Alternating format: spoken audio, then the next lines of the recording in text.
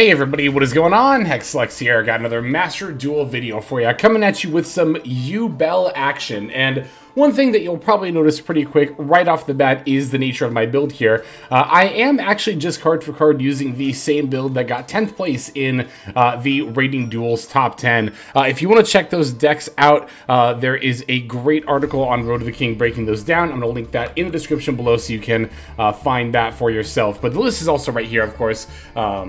The only Yubel list among those top 10 decks. The rest were Tenpai, Voiceless, and Ritual Beast. So, one thing that you'll definitely note about this particular Yubel build right off the bat is the playset of Solemn Judgment that we have in the main deck. So the idea here is probably pretty self-explanatory. With Tenpai taking up so much of the meta space, you are going to be going first a lot more of the time, making Solemn Judgment a lot more viable. Because you might think, well, why wouldn't every deck just play Solemn Judgment, right? Because it's just a counter trap Omni Negate. Paying half your life points is well worth the cost for an effect this powerful, right? But here's the thing, Solemn Judgment has a similar weakness that I think cards like Evenly Matched and like Kaijus and stuff have, and that they're only good half the time, right? Kaijus and Evenly are only good if you go second, whereas Solemn Judgment is only good if you go first, right?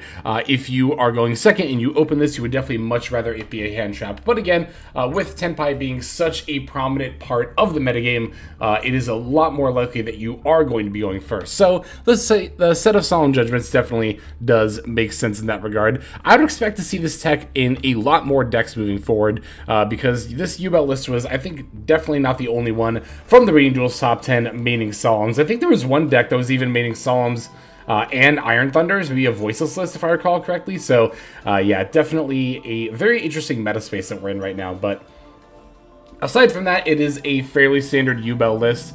Triple Piri Reese map, but ever since the semi-limit of the Dark Beckoning Beast as well as the opening of the Spirit Gates, it definitely makes sense why you would want more starters. I don't know, the Piri Reese map is a fine card. I don't think it's bad or anything, but there is a weakness that you do need to be aware of course, and that is the last part of the effect here, and that is you cannot activate the added monster's effects or effects of cards with its name until you normal summon that monster or a card with its name. So that can be a way that you can very easily, you know, kind of get caught in not being able to use the effects potentially of the card that you add, most likely Samsara D Lotus, right? Namely, I've had games playing against Yubel where they will like Piri Reese map for the D Lotus and then normal Dark Beckoning Beast, and then it gets negated or like destroyed or something, and that's like, well, shoot. Now, not only do you have to wait to summon that Samsara D Lotus, but even if you do have a way around that to special it, you still just can't use the effect. So just something to be mindful of, but of course still a fine consistency buffing card for the deck, right? Of course, the Phantom of Yubel also went to 2, but the other big change for the deck, for the extra deck, was that Summon Sorceress is now legal in the game. Well, I mean, well, no, it is legal in the game because it was banned before, right? It's been errated and is now legal again. So this new errated version of Summon Sorceress, while more tame, is definitely still quite good. And Yubel is actually one of the decks that it is best in. So funnily enough, you know, one of the handfuls of decks that it does go in is actually just arguably the best deck in the format. Some people would say Tenpai is better, although I do think it is a pretty widely accepted opinion that Yubel is a little bit better than Tenpai. It's a lot more nuanced in its game plan, which doesn't necessarily mean that, like, you know, Tenpai is worse inherently, but the ability to play a lot of different angles definitely does help. Let's see. I mean, the rest of the build I think is pretty standard here, Solemns aside, and of course with the introduction of the Summon Sorceress. This is not required at all, by the way. It is a fine tech for this format, but that is because there's so much Tenpai, right? It's not like this is going to be a thing in Yubel, like, always moving forward. And even right now, you could definitely play without this card. If you don't own or don't want to put in Solemns, I would definitely recommend just putting in more hand traps, probably maxing out on Effect Veiler first. I've had people ask me why I'm not playing Ghost Ogre in builds where I'm maxing out on Imperm and Veiler instead. While, yes, Ghost Ogre does have a lot of uses against Tenpai and other decks as well. It's not just Tenpai. I'm a pretty firm believer that, like, sticking with, like, the core consistently good hand traps, maxing out on those is generally, not always, but generally preferable to slotting in like stuff like Ghost Ogre or Ghost Bell or like, you know, Mourner and stuff. And it's like, you know, for me especially, it's like it's not like I'm, you know, playing Veilers or Imperms instead because I don't own these cards. I definitely have playsets of each of them, but again, the Ghost Ogre not bad in this format, but I would only start playing it after I've already probably maxed out on Veilers and Imperms for most decks. There are some decks that do value the Ghost Ogre. Any deck with Emergency Teleport should be playing at least one Ghost Ogre, because this can actually be used from the field, unlike the other Ghost Girls. So, fun fact. Alright, let's see. Yeah, I think that's pretty much everything I have to say about this list. It's been a little while since we've broken down a Yubel list, so why not? I'll go ahead and break this one down card by card, and we'll start looking at these replays. So, we're going to be on 1 Effect Veiler, 3 Samsara D Lotus, 1 Gruesome Gravescormer, 3 Maxi, 2 Dark Beckoning Beast, 3 Ash Blossom and Joyous Spring, 1 Unchained Soul of Sharvara, 1 Yubel, 3 Spirit of Yubel, 1 Yubel Terror Incarnate, 1 1-for-1, 3 Piri Map, 3 Nightmare Throne, 2 Opening of the Spirit Gates, 2 Nightmare Pain, 2 Called by the Grave, 1 Cross-Out Designator, 3 Infinite Permanence, 1 Escape of the Unchained, and 3 Solemn Judgment. That's going to be our main deck. For the extra, we have 2 Phantom of Yubel, 1 Chaos Angel, 1 Salmon Great Almirage, 1 Unchained Soul of Rage, 1 Cross Sheep, 1 Sprite Elf, 1 Muckraker from the Underworld. We got 2 Unchained Soul Lord of Yama, 1 SP Little Knight, 1 Summoned Sorceress, 1 Unchained Soul of Anguish, 1 Appaloosa Bow of the Goddess, and then finally 1 Access Code Talker. That is going to do it for our list. Let's go ahead and see these duels. Okay, our first opponent is actually going to be on Stun, and this game is going to show off the Summon Sorceress combo line. I imagine a lot of people are probably already familiar with it, but in case you're not, this is a good game to demonstrate that. As you can see, we only open Dark Beckoning Beast, and in the past, that means you can only end on Unchained cards. But thanks to Summon Sorcerers, we can now end on Yubel stuff. So, Beckoning Beast for the opening, we're going to use the opening to add another Dark Beckoning Beast, which we're then going to extra normal summon. Now, we'll link these two off to go for our Unchained Soul Lord of Yama. From here, the Soul Lord of Yama's effect is going to activate. I'll grab Unchained Soul of Sharvara. Going to use opening here, pitching my Effect Veiler to bring back the Dark Beckoning Beast. Now I'm going to link it off with the Unchained Soul Lord of Yama for the Summon Sorceress. Alright, Summon Sorcerer's effect activates here, especially in the Sharvara that we added from our hand to the opponent's field, while putting the Samsara D Lotus on ours. Now, one thing to note, and this is very, very important, the Samsara D Lotus does have its effect negated. So, even though the card will glow yellow, and it's very tempting to click the yellow button, you don't want to do it at this point, because your D Lotus will just get negated, and now your combo line will be for nothing, right? So what we actually have to do here is link off the D Lotus with the Summon Sorceress in order to summon the Muckraker from the Underworld. Now we can use Muckraker's effect to bring back the D Lotus. I'm going to pitch Escape here just because I value Solemn Judgment and Ash Blossom a little more highly. Going to use the Lotus for the Spirit of Yubel. Spirit of Yubel setting up the Nightmare Pain. Nightmare Pain going to flip that up and then activate the effect to pop our Spirit of Yubel, adding Gruesome Gravescormer. This, of course, activates the Spirit of Yubel effect, especially Yubel from our deck, which we can then special Gravescormer to pop the Yubel and then use Yubel's effect for the Terror Incarnate. Alright, from here, Terror Incarnate and Gravescormer are actually going to get linked off for the second Unchained Soul Lord of Yama. From there, we'll put back the Yubel and Terror Incarnate for Phantom, Gravescormer Banish, bringing back the Spirit of Yubel. Now, here, I'm going to end up linking for the Unchained Soul of Rage, right? I'm just going to do that right now. But normally, what you would do is you would actually go for Anguish, right? You would link off the Yama plus Spirit of Yubel for where is it here? The Unchained Soul of Anguish. This lets you link with an opponent's monster to summon a Dark Link monster, right? So you can link this off with the Sharvara that you put on your opponent's field to then make Soul of Rage. That'll also trigger the Sharvara effect to grab the Escape. But the thing is, I already discarded the Escape, so I decided to save the Anguish just in case I wanted to go into access code with it later. This does leave the Sharvara on the opponent's field, but I'm not like the most worried about that. So I figured it was just fine here. But normally you would want to go Anguish to link off your Sharvara to search the Escape. And that would be like a full setup. Here, opponent's going to start off with Super Poly, and as soon as I saw them pitch the Clockwork Knight, I definitely already knew what I was in for. They're going to make Garura here. Going for the Necro Valley. Now, the Necro Valley here does actually threaten me far too much as far as, like, what I can and can't do with my deck. So I feel like I have to use a Solemn Judgment here. If this Necro Valley resolves, then I just lose pretty much on the spot. So I think it is well worth it to use Solemn against it here. Alright, there goes the Necro Valley. Now, the Garura is going to link off with the Sharvara. Again, a little unfortunate that I left it on the field, but maybe there was an argument to make the Anguish anyway, just to not give them the material. But I guess I also thought that I could use the Rage with the Sharvara if I had to. Here my opponent chain blocked in the wrong order, which is very, very good for me. See, if they had made SP Little Knight... Actually, I don't know if you can, right? Are these both... No, they're both if effects, so I think you should be able to do it this way. Make Garura Chainlink 1, or sorry, make SP Little Knight Chainlink 1 and then Garura Chainlink 2. That way, if I want to use Phantom of Yubel, I have to use it against Garura. But here, they actually did it the other way around, so I can use the Phantom of Yubel against SP Little Knight. Yeah, I don't care if they draw a card. I care a lot more about that Banish, so... Throwing down to Yubel here. Battle Phase forces the opponent to battle thanks to the Nightmare Pain, taking double damage thanks to the Yubel effect. Normal summoning Barrier Statue the Torrent, going for the Time-Tearing Morganite, setting 2, and then passing.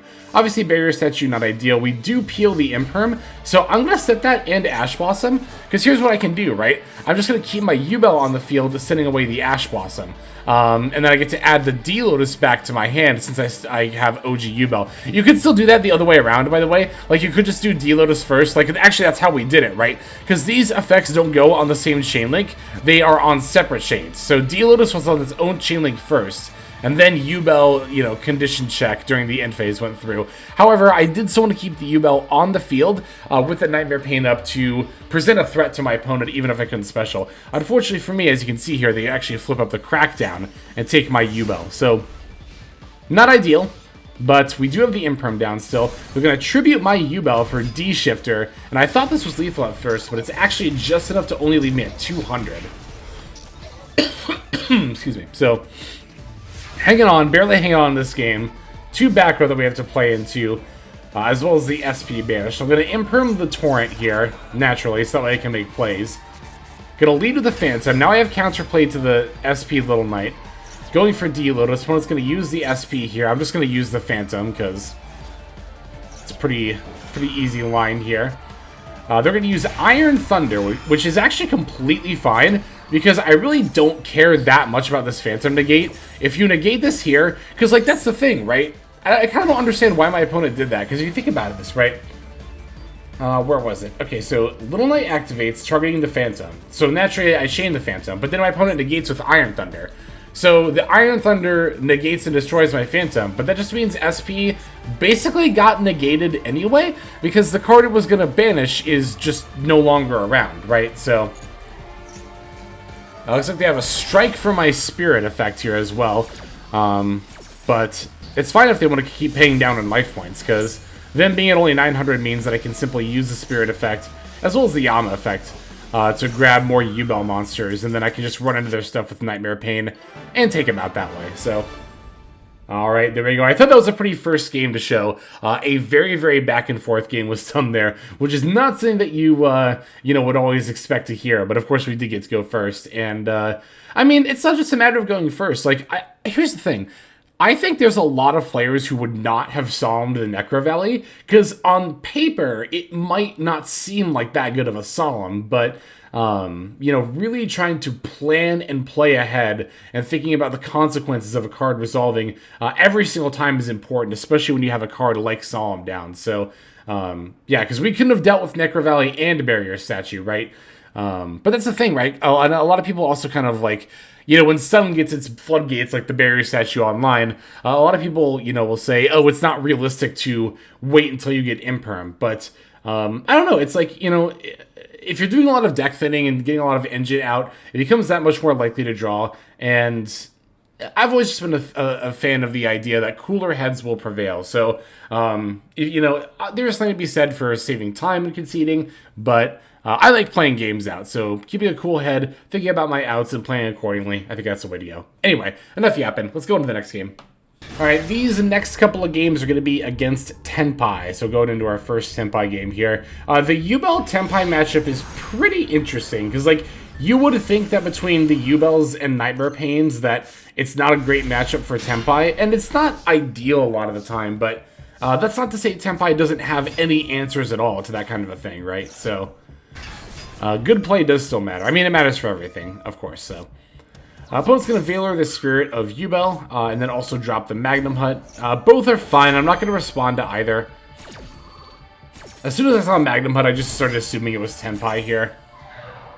But yeah, definitely don't need to Valor the Spirit because we already have the Nightmare Pain in hand. Also not ashing the Magnum Hut because, like, there is an argument to do it, of course, because it stops the Dragon Surge, but I don't know. I just don't want to end up in a situation where they just have stuff anyway, and then I kind of wish I'd use the Ash Blossom on the Songen Kaimen.